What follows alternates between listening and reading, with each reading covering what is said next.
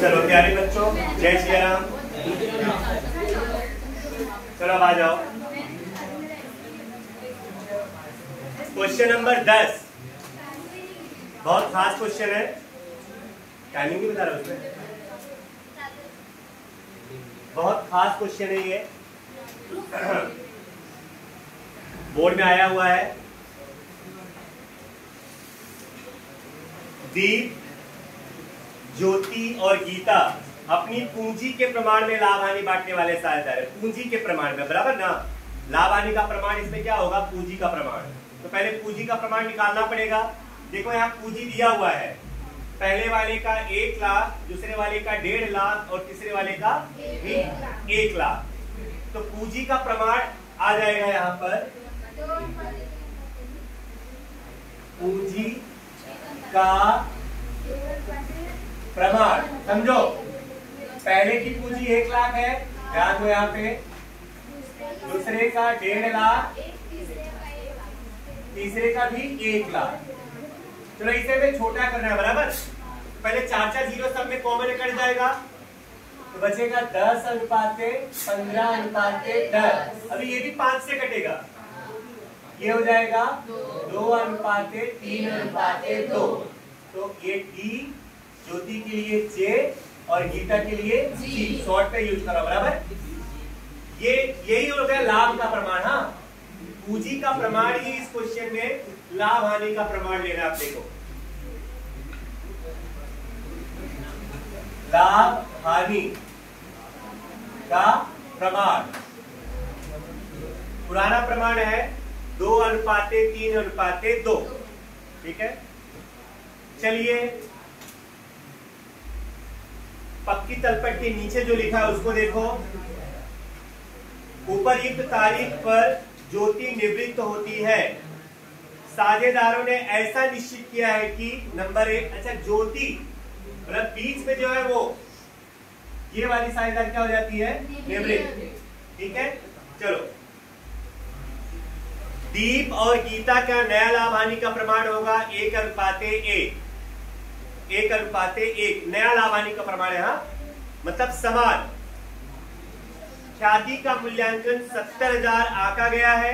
ठीक है, देनदारों पर डूबत ऋण अनामत 10%। देनदारों पे टिक कर लो नंबर 2। देनदारों पे नंबर 2 टिक करो, इधर लो।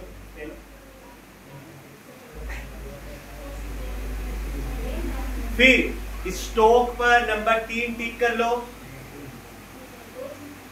ट्रेडमार्क पे नंबर 4 टिक कर लो। प्रोविडेंट फंड पे 5 नंबर टिक कर लो। बस, बाकी की जो चीजें हैं अभी हम लोग सवाल हल करते समय करेंगे।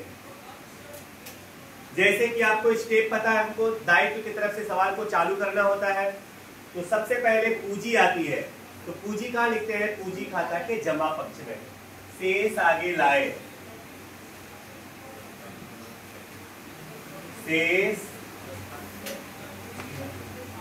आगे लाए 1 लाख, 1.5 लाख और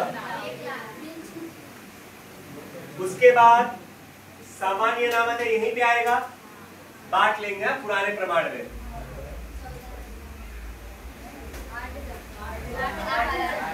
सामान्य अनामत बांटो, पहले का 8, 12, फिर 8,000 पुराने प्रमाण में बांट लेंगे। हाँ, सब पे भी। उसके बाद लेनदार दायित्व है, कोई समायोजन नहीं तो दायित्व में आ जाएगा। लेनदार कितना है? फिर बच्चों प्रोविडेंट फंड, ये भी दायित्व है लेकिन इसमें समायोजन है। हाँ,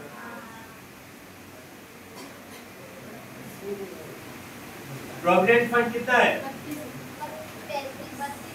32,000 है। और समायोजन में क्या बोला है? प्रोविडेंट फंड की जिम्मेदारी 35,000 निश्चित हुई, मतलब 3,000 बढ़ जाएगा। 32 से 35 मतलब 3,000 प्लस कर दो यहाँ पे, प्लस वृद्धि 3,000 आउटर में। बोलो ये लाभ हुआ कि नुकसान? लाभ हुआ कि नुकसान? दायित्व में वृद्धि हुई है ना, हमारे लिए क्या होगा? नुकसान। दायित्व बढ़ेगा तो नुकसान। प्रोविडेंट फंड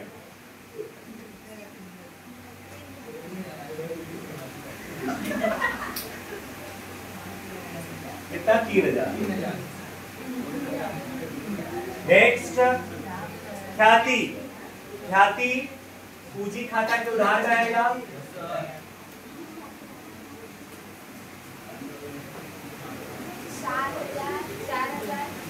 कितना? पहले 4, 6,000 और नेक्स्ट जमीन मकान पर कोई समायोजन नहीं है ना, तो डायरेक्ट वैसे लिख दो।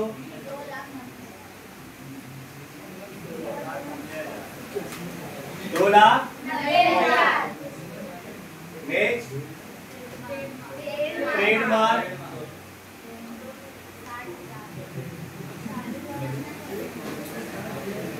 ट्रेडमार्क कितना है? इनर कॉलम, इसमें समायोजन है। देखो ट्रेडमार्क जो है ना, ट्रेडमार्क के 60,000 चालू वर्ष में चुकाए हैं, जो कुल 6 वर्षों के लिए है। बराबर, 6 वर्ष के लिए 60,000 है, तो 1 साल का कितना हो जाएगा? 6 से भाग कर दो। मतलब ये जो संपत्ति है 6 साल तक रहने वाला है, तो 6 साल में खत्म हो जाएगा, तो हर साल 10,000 रुपया क्या होगा? घटेगा। यहां पे लिखेंगे माइनस कमी।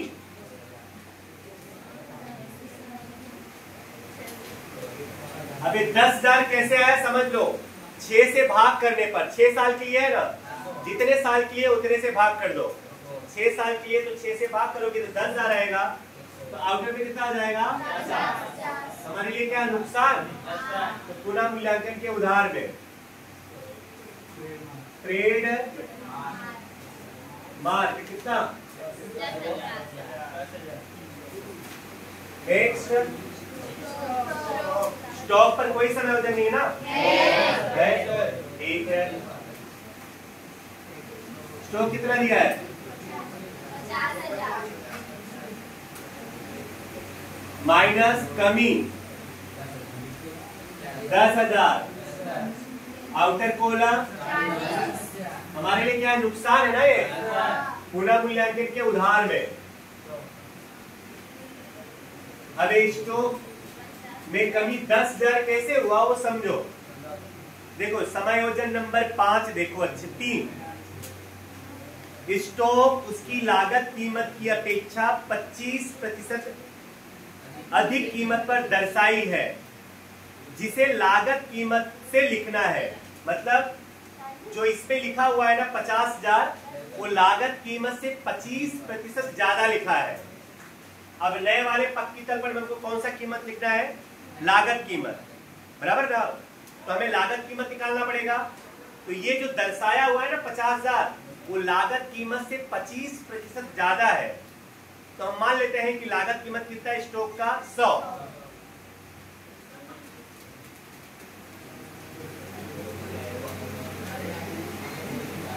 माना कि स्टॉक की लागत कीमत कितना है? 100 है। लागत कीमत कितना है? 100। उसमें 25% प्लस कर दो, 125। ये हो गया बही कीमत। बही कीमत मतलब जो बुक में लिखा हुआ है 50,000 लिखा है ना, वो बही कीमत होता है। तो हमको तो लागत कीमत निकालना है। यहाँ पे पद बनाओ। अगर बही कीमत है 125 तो लागत कीमत है 100, और बही कीमत कितना दिया है? 50। तो लागत कीमत कितना? तिरछा गुणा हो जाएगा। 50,000 गुणे 100 भागे 125, 40,000। ये हो गया बही कीमत। बही कीमत बराबर। तो बोलो बही कीमत, तो ये लागत कीमत आया। बही कीमत तो दिया ही है। और हमको 40,000 लिखना है, कितना रुपया घटाना पड़ेगा? 10,000 रुपया हमको घटाना पड़ेगा। बराबर। नेक्स्ट,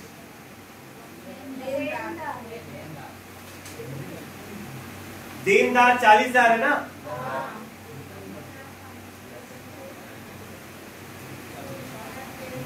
देनदार 40,000 है। समायोजन में देनदारों पर 10% तक घटाना है। डूबत अनामत 10% मतलब घटाना है, तो माइनस डूबत अनामत 4,000। आउटपुट कितना हो जाएगा? 36। पुनः मिलाकर उधार में आएगा ना, यहाँ लिखेंगे डूबत अनामत नया माइनस पुराना। तो नया तो 4,000 है और पुराना 6,000 दिया होगा, तो कितना आएगा? माइनस 2,000। माइनस में आएगा कितना आ जाएगा? जमा में। यहाँ लिखेंगे डूबत अनामत कितना? 2,000। नेक्स्ट, बैंक तो रोकड़ के उधार में आएगा, शेष आगे लाए कितना? 22,000। चलो, पक्की तलपट वाली बात खत्म हो गई। पहला, दीप और गीता का नया लाभ हानि का प्रमाण कितना है? 1:1। तो हमें लाभ ज्ञात करना पड़ेगा ना, लाभ का प्रमाण। तो लाभ का सूत्र तो आपको पता ही है,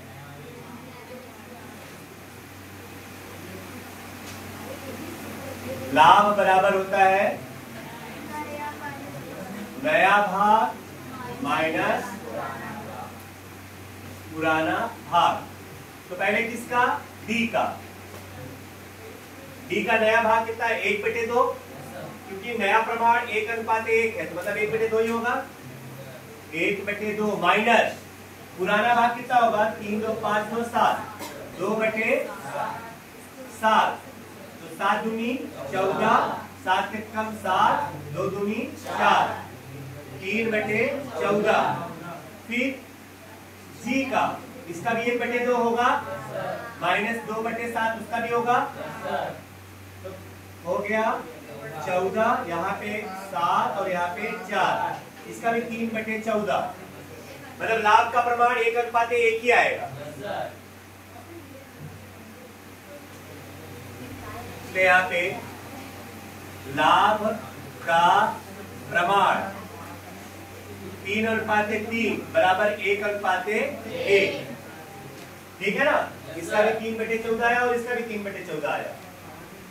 अब हम लोग किसकी ख्याति ज्ञात करेंगे? ज्योति की, जो निवृत्त हो रही है। टोटल ख्याति कितना दिया है? 70,000। 70,000 में ज्योति की ख्याति निकाल लो, यहाँ पे निकालेंगे। जे की ख्याति, ज्योति की ख्याति 70,000 है पूरा। 70,000 गुणे 3/7 कितना हुआ? 30,000। और ये 30,000 कौन कौन बांटेगा? दीप और गीता। कौन से प्रमाण में? लाभ के प्रमाण में। लाभ का प्रमाण क्या है? समान। तो इन लोगों का खाता क्या होगा? उधार, और उसका खाता क्या हो जाएगा? जमा। तो दीप की पूंजी खाते उधार और जी की पूंजी खाते उधार, और जमा किसका होगा? जे। जे की पूंजी खाते का, ये जमा में 30,000 हो जाएगा, और यहाँ पे 15,000 15,000 और 15, 30,000 को समान प्रमाण में बांटोगे तो 15,000 आएगा। अब खतौनी कैसे करोगे? उधार साइड में जाओगे और जमा वाले का नाम लिखोगे। जमा में कौन है? जे। जे की पूंजी, लेकिन रकम किस पे आएगा? 15,000 और 15,000। अब जमा में जाओगे तो उधार वालों का नाम लिखोगे जमा में जाके, डी की पूंजी और जी की पूंजी। बी की पूंजी और जी की पूंजी, बट रकम किस में आएगा? ज्योति वाले में 15,000 और डैश डैश। ठीक है, चलो नेक्स्ट। अब एक समय वो जो और बाकी है, नई पीढ़ी की कुल पूंजी पुरानी, ये बातें करते हैं हम लोग। हाँ, ये यहाँ पे भी पहले पुनः मूल्यांकन खाता चलो बंद कर लो। उधार में ज्यादा है 23, इधर भी 23 गैप 21,000। इसको क्या बोलेंगे? हानि ना, पूंजी खाते ले जाएंगे ना, पूंजी खाते हानि। चलो कौन कौन है? डी जी बी जे जी, बांट लो। 6,000 9,000। नुकसान है तो पुनः मूल्यांकन के उधार में आएगा। यहाँ आप लिखेंगे पुनः मूल्यांकन, पूरी पूंजी के उधार में आएगा। पुनः मूल्यांकन हानि, पहले का 6, दूसरे का 9, बाद में 6। नेक्स्ट, अब जो निवृत्त हुआ है ना उसका खाता बंद कर लो पहले, उसका हिसाब पहले करते हैं। तो निवृत्त कौन है? ये बीच वाली साझेदार ज्योति। जरा टोटल करो, 1,00,000, इधर भी आएगा 1,00,000। देखो, जब पूंजी खाता बंद करने वाली बात आए ना तो पहले किसका खाता बंद करते हैं? निवृत्त साझेदार का। तो गैप निकालो, उसका कितना आया? 1,77,000। अच्छा, इसमें कुछ बोला नहीं है कि लोन के रूप में रखना है कि चुकाना है, बोला है क्या? नहीं बोला है ना। तो चेक कर लो, यहाँ पे हमारे पास कितना है? 22, और उसकी रकम कितनी है? 177। तो हम चुका नहीं सकते हैं ना, तो लोन के रूप में रख लेंगे। यहाँ लिख दो लोन खाते। किसकी लोन? जे की लोन। और यहाँ दायित्व में आ जाएगा। हाँ,